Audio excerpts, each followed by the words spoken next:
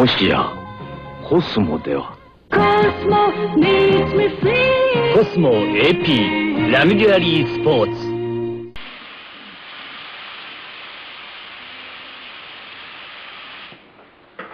Whew. Well, it's 35 degrees in the shop right now, so it seems like a reasonable thing to start on the cooling system. Now this is the original rad that came with the car, but I'm not using it.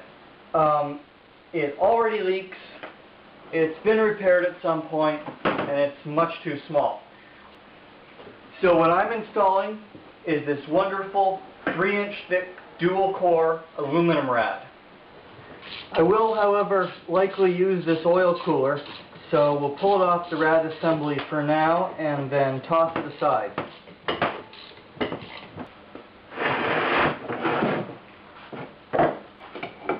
Now this oil cooler is actually in really good shape, so assuming it really doesn't leak, I'll have to pressure check it later. I will likely end up reusing it. The only potential problem would be if these inlets and outlets end up being in the wrong spot, in which case I will just go to a second gen RX-7 oil cooler. Most rad shops can either order you or make you a rad in any dimensions you want. I just ordered this one from my local speed shop, Jim's Speed Equipment, and it measures 19 inches tall by 24 inches tank to tank, which, as you can see, is about damn perfect. It looks like mounting this rad is going to be about as easy as mounting Lindsay Lohan, because all I'll have to do is weld on 2 aluminum angles and drill holes for the stock mounting holes. Having the rad cap underneath this support is obviously a bit of an issue. However, there is a very simple solution, and it will add a bit of a trick piece to the engine bay. All I'm going to do is cut a notch out of the support, then weld in a small piece of 3.5-inch tubing, thus making an awesome pocket for the rad cap.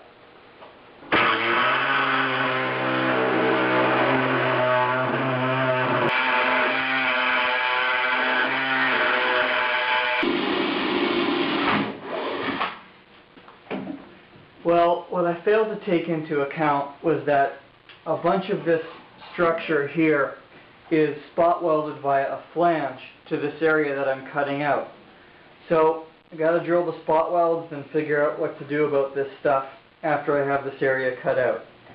Perfect example of what happens when you go to change one thing and it creates 5 more things that have to be adjusted.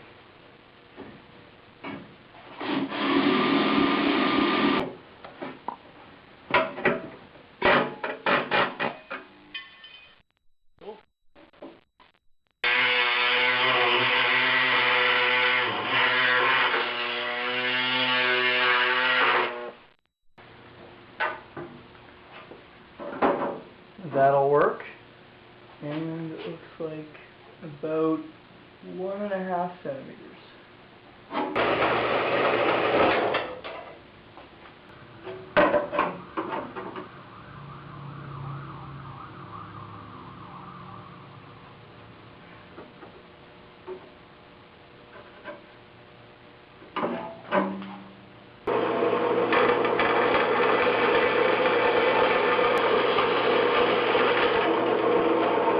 I gave this thing a quick blasting to remove the galvanizing, so now we can tack it into place. Get it roughly in the right spot there.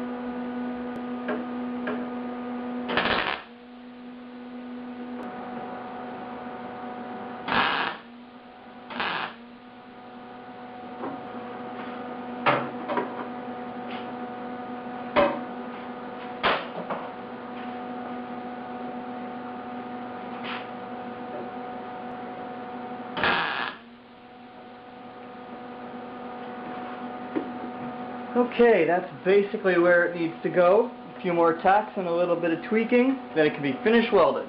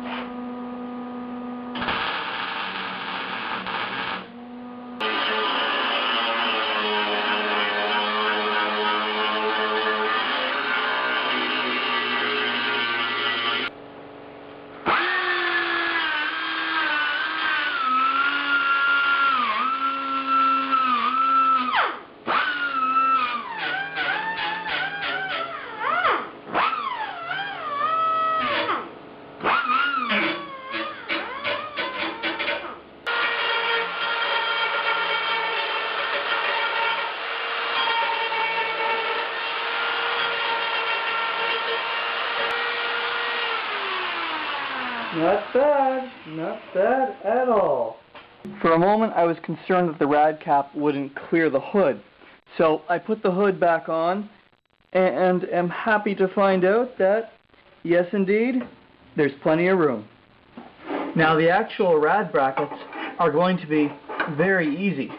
Just some pieces of aluminum angle. It looks like about 8.5 centimeters long, one for each side.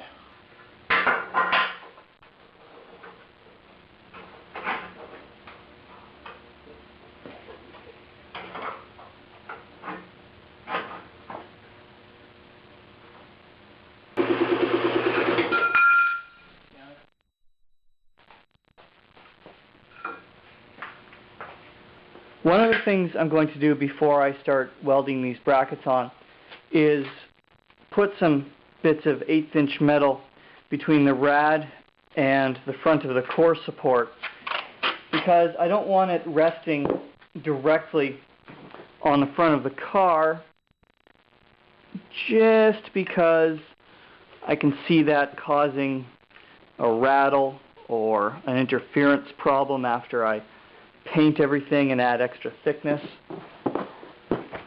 So these will space the rad just enough for a little bit of extra clearance. Okay, pop this back into place.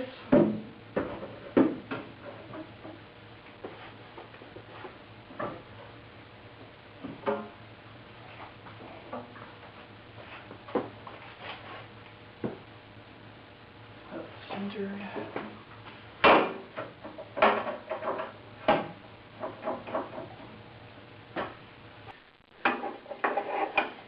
These are a bit long here though, so we'll just lop that off on the old bandsaw. That also gives me a really nice place here to sink my weld into.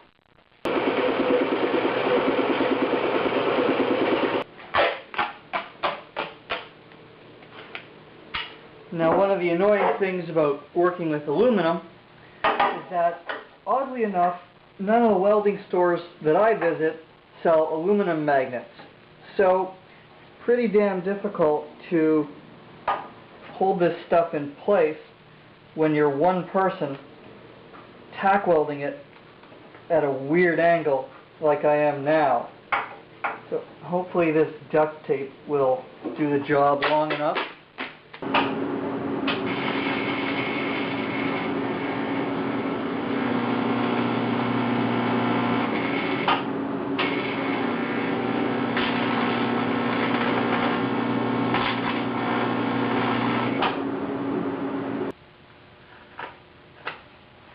Okay, we will carefully move this onto the bench because these tacks are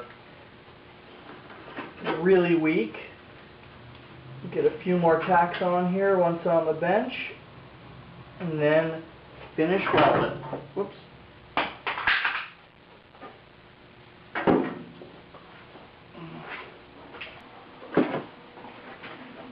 clean all the dirt and goo off with some acetone, especially all of the duct tape glue that I ended up melting onto there.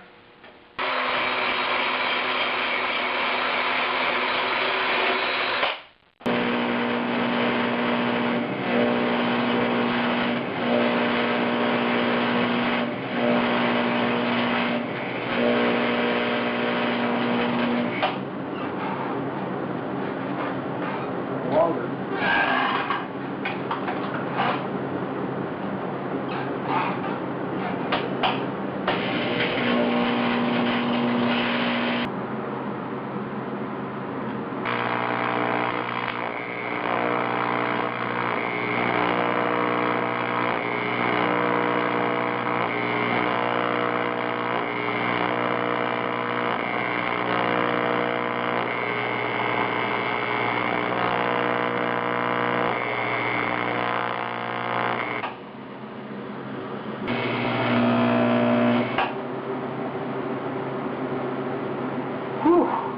That is hot. I can feel it through my gloves. Good thing it's a radiator. I guess it's easy to cool though, because, you know, that's kind of its point in life. I need to drill the mounting holes onto the radiator, but of course they're on the opposite side of the bracket, so I can't see them. However, I think if I just make some marks like this, make sure that's reasonably straight.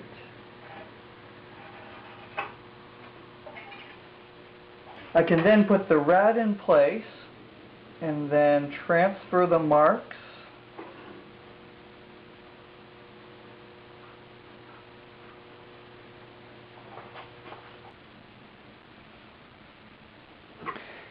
Where the lines intersect should be my hole.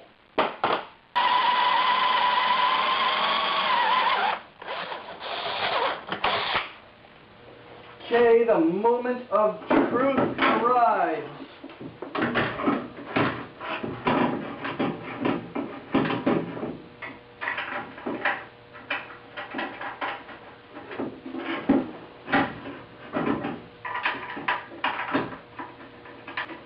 Woohoo! That worked!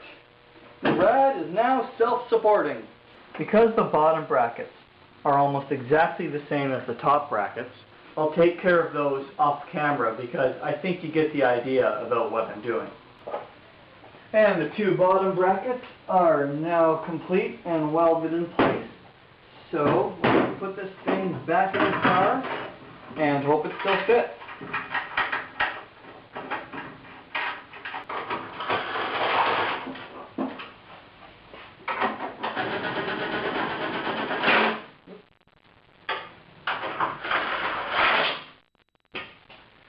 Look at me, I mounted a rad.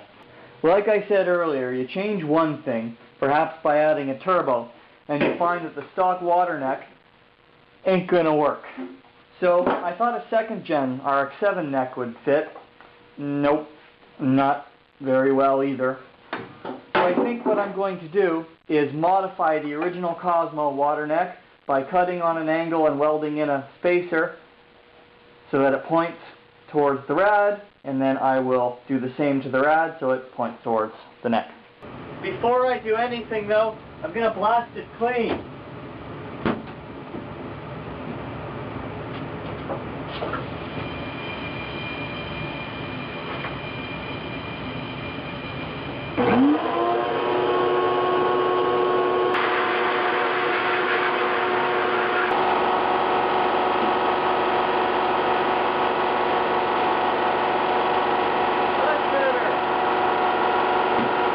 I think I'll just slice it right there.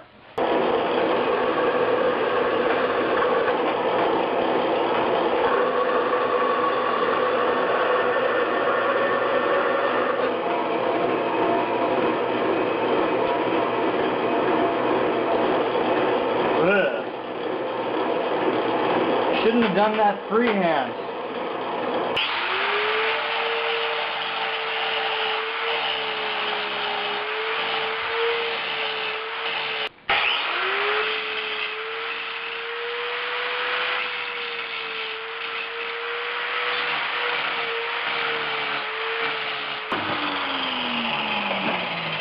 Yeah, fixed enough. I used the old calibrated eyeball to estimate I needed about 3 centimeters of tubing, and it looks like I'm damn close. I just want to move it a little bit more away from the turbo, so I will grind a tiny bevel onto the flat ends of this tubing so it just kind of tilts in a little bit.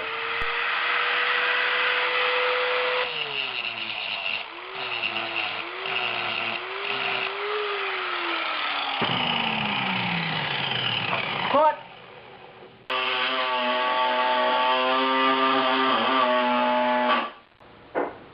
I tacked the first section on off camera, and it looks like this lines up really well here, so back to the bench for more tacking.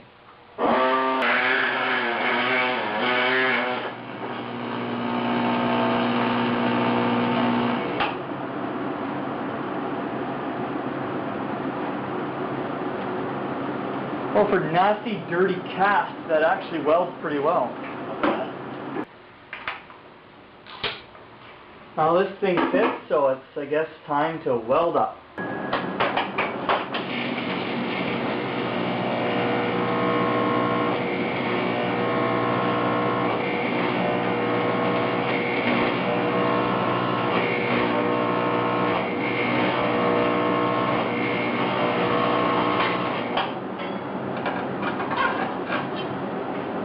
Never would have guessed the other side would have been the hardest side.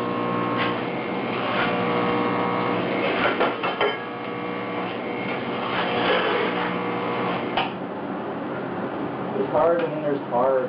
Yeah. What she said.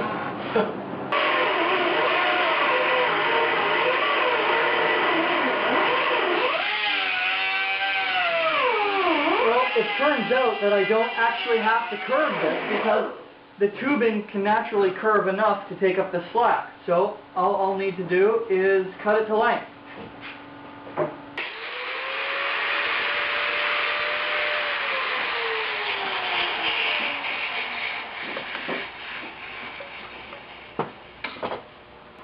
Gotta rub a little bit of Vaseline on my nipple so my hose doesn't get stuck. Now this tubing is like quadruple layer reinforced silicone made by Thermopol, and it's used in trucking and all kinds of aerospace applications, so it will never fail. And I obviously cut it just a little bit long, but that's not bad. Now, inexplicably, the bottom rad nipple is 1 3/4 inches, so I have to upsize the water pump housing inlet to 1 3/4 as well, and it's cut at an angle so that these two line up a little bit better. I did the incredibly frustrating welding off camera because this casting is nasty. It was about as fun as taste testing Paula Deen's stool sample. But, that said, it fits well and basically lines up. Of course, I don't have the right size of silicone tubing, so I'll just order that next time I go to the hydraulic store. One more radiator-related task to complete, and that is to add the heater line feed that is on the stock rad to my new rad. Now, this looks like the ideal place to add my nipple because it means that I can snake the heater line along the bottom of the frame rail, so it'll be relatively hidden. Obviously, I just have to trim this thing and weld it in place.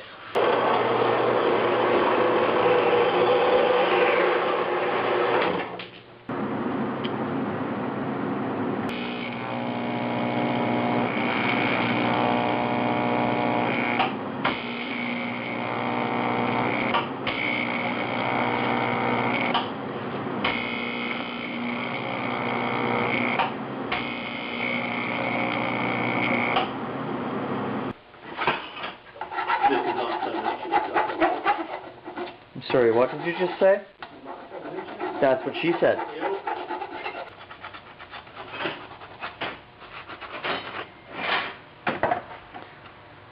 Nice.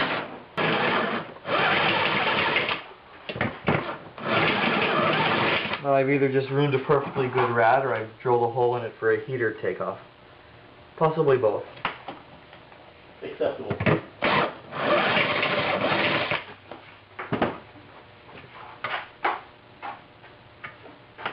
Perfect.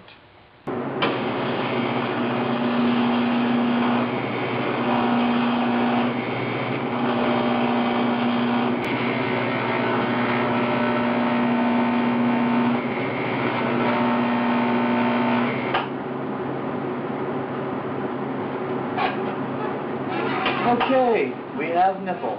Nice. Inspect your nipple in a second. I just to inspect my nipple. The next bit of cooling apparatus to be installed is the oil cooler. Now this is the original Cosmo oil cooler. However, I will likely end up using an RX-7 oil cooler simply because the inlets and outlets are in a more convenient spot. It's going to go somewhere around here, but I think I need to put the nose on the car so that I don't create myself a clearance problem.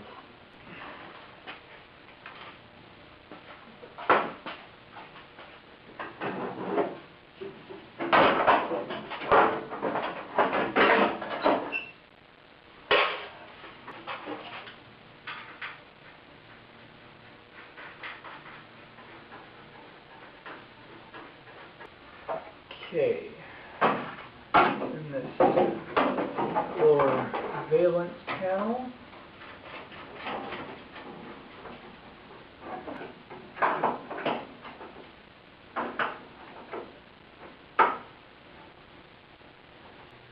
after about an hour of holding oil coolers up in various positions, it seems that my suspicion that the RX-7 oil cooler be best is kind of confirmed.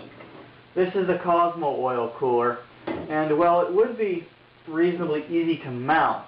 It hangs pretty low, and the inlets and outlets face directly towards the rad with zero clearance. So the RX-7 oil cooler is the winner. Now I turn it upside down, which puts the mounting tabs toward this support. Then pucker right up. And when I find the right position, there it is, it fits very well. And notice how the inlets and outlets are on the side, which will make it really easy to run some fittings. The bonus is that this will be dreadfully easy to mount just with a piece of angle iron. I used the old calibrated eyeball to judge the length of the angle iron I need, so I'll just clamp it in place and then fit the cooler and see how well it worked out.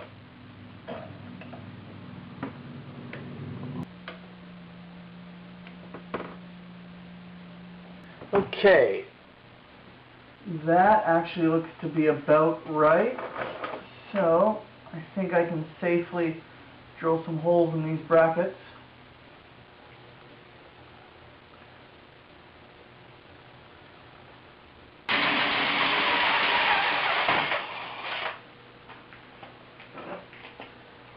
This angle iron really does not lend itself to the drill press.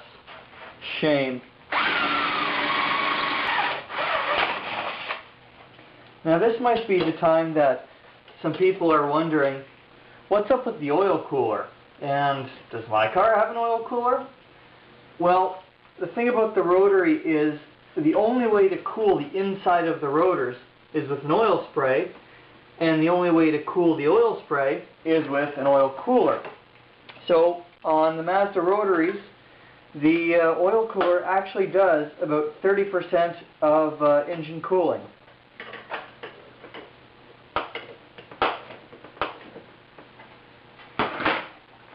Okay.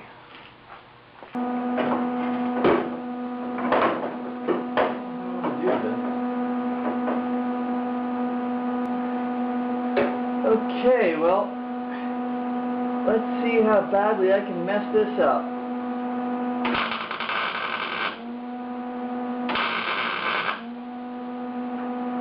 Here's where things get screwy. There's one weld on there, and obviously I can't let go of the other end, otherwise the weld will break, but I also have to get it even somehow, which I think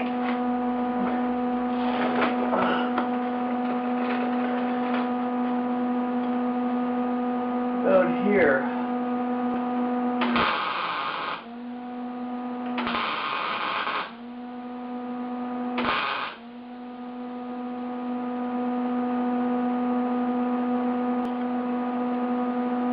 Okay.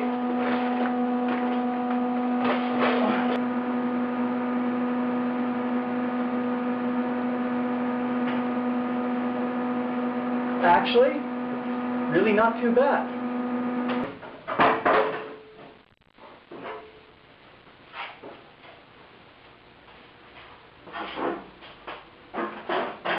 And of course, everything has to come off the front of the car so that the brackets can be welded in place. And all those washers that you just saw fall, I used to put space between the cooler flange and the mounting flange, so that once I assemble everything in its final form, I can put some kind of rubber bushing between the two, which will isolate the oil cooler from vibration and prevent galvanic corrosion between the steel and the aluminum.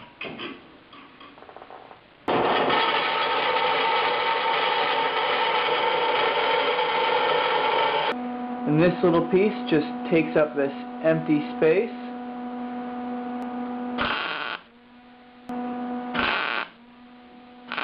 Okay, ready to weld.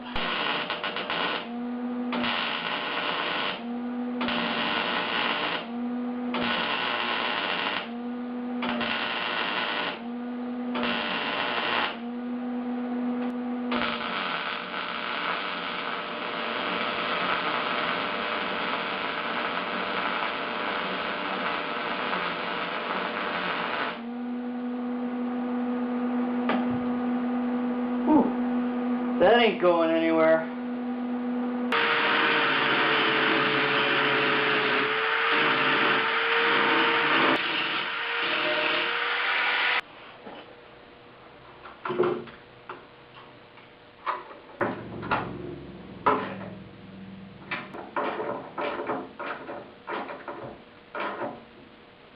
Oil cooler is installed. Well, the welding and grinding for the oil cooler is done, so the rad can once again go back in for the last time. Again.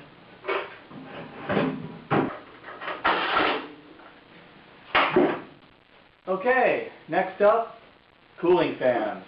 Oops, I almost forgot. The 1 3/4 inch silicone hose I ordered from the hydraulic store came in.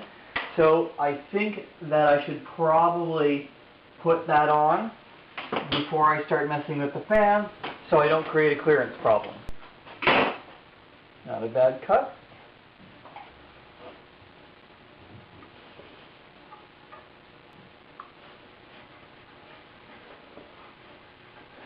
Now hopefully with a little bit of lube I can wrestle this thing onto here, but I don't know. Oh.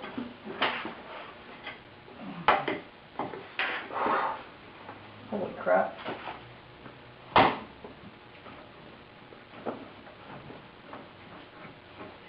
Hey, that was actually pretty easy.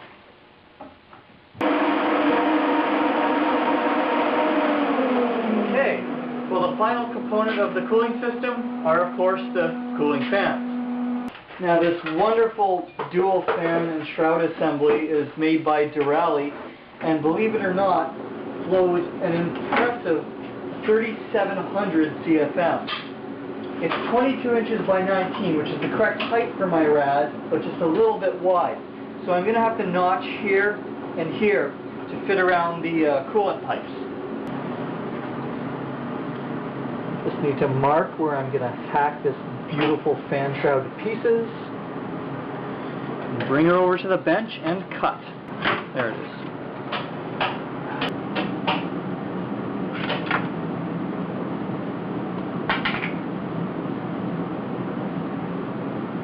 like I'm cutting about here.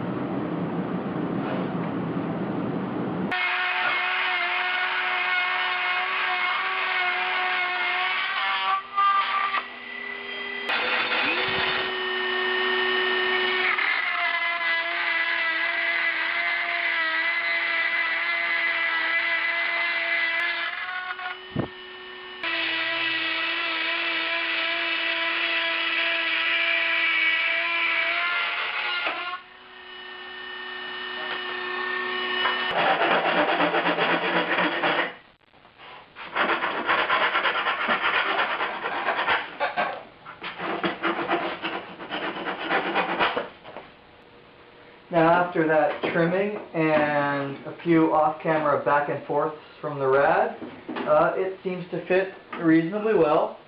So I'm going to take this whole assembly off and move back to the bench. A bunch of these brackets came with the fan and, well, I might as well use them. So just weld it to the radiator, then bolt it to the shroud is all I have to do.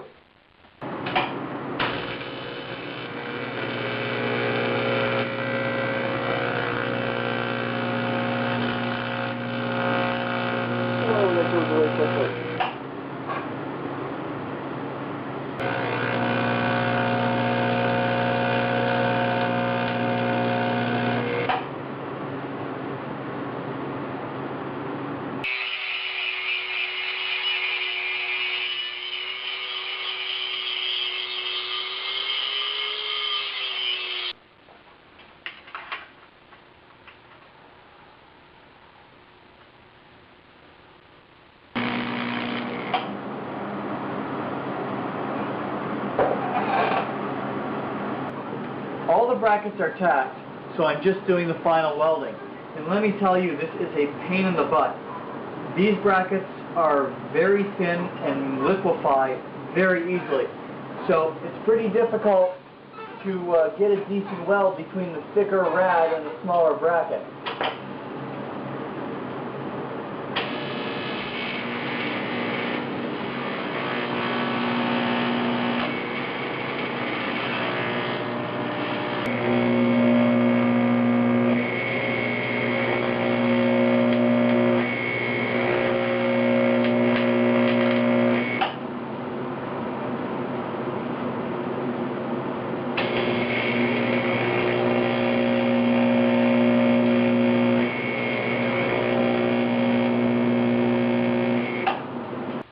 The radically unfun welding done. I just need to drill a few holes to secure the shroud to the brackets.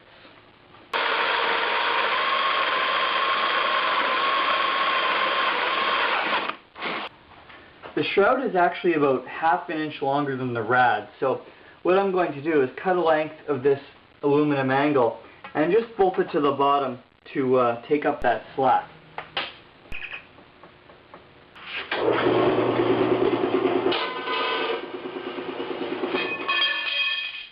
Again.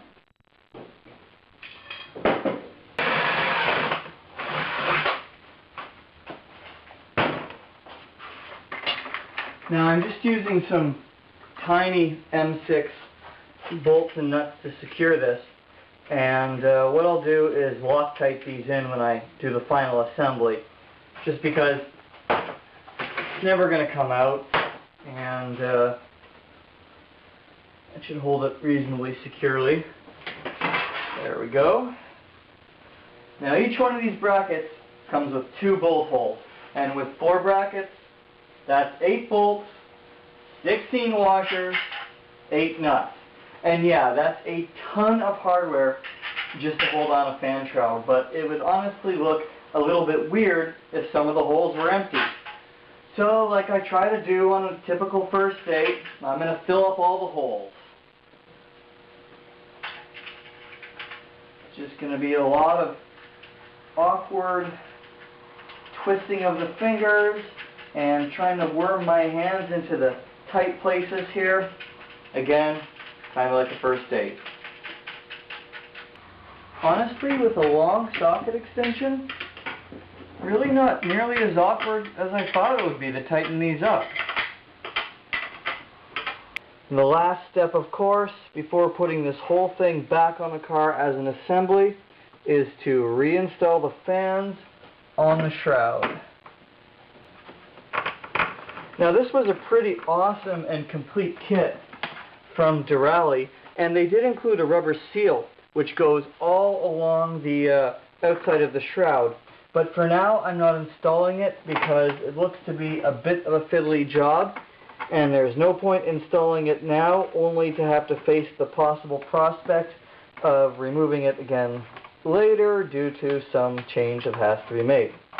I'm still in the mock-up phase for everything, so nothing is quite final yet. And once again, hopefully for the last time in a long time, back in the car. A little bit heavier this time.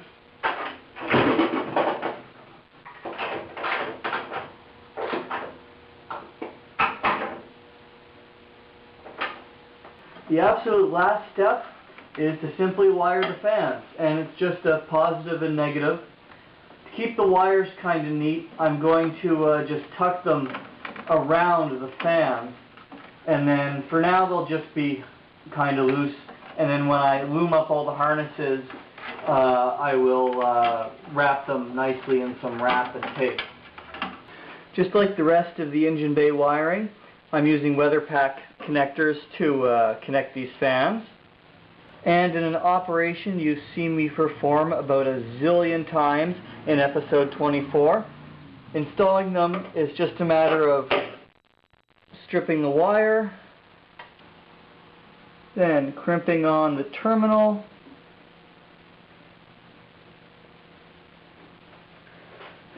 give that a good crimp,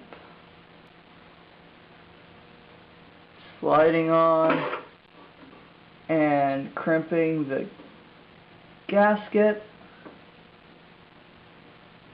and then that's ready to be inserted in the connector body. I then like to put just a little bit of dielectric grease on the connections for just a little bit of extra insurance.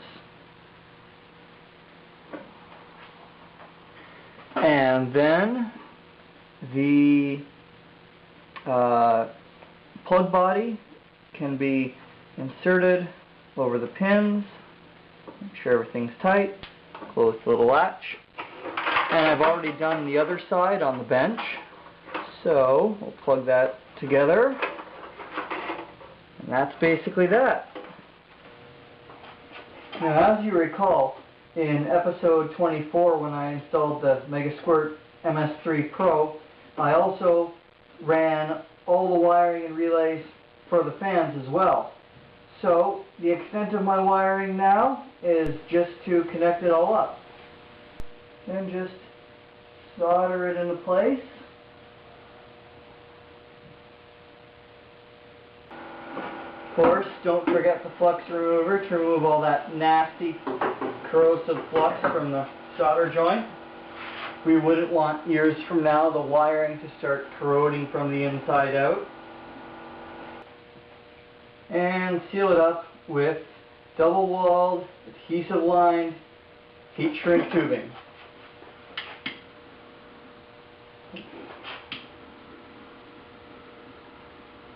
Then there's just the ground, and I guess the most convenient, well, really the only place for it is this upper bolt hole right here. So a little bit of dielectric grease on the wire, a little bit of dielectric grease inside the connector,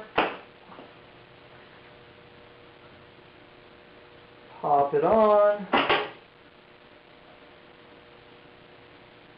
give it a good crimp. I said a good crimp. Good crimp. And thus, the fan is wired.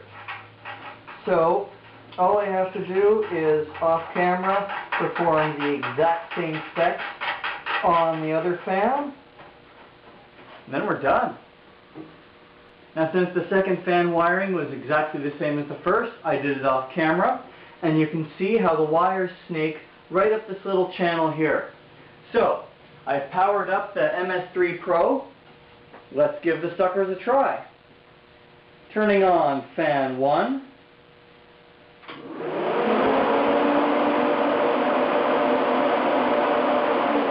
Excellent. And turning on fan 2.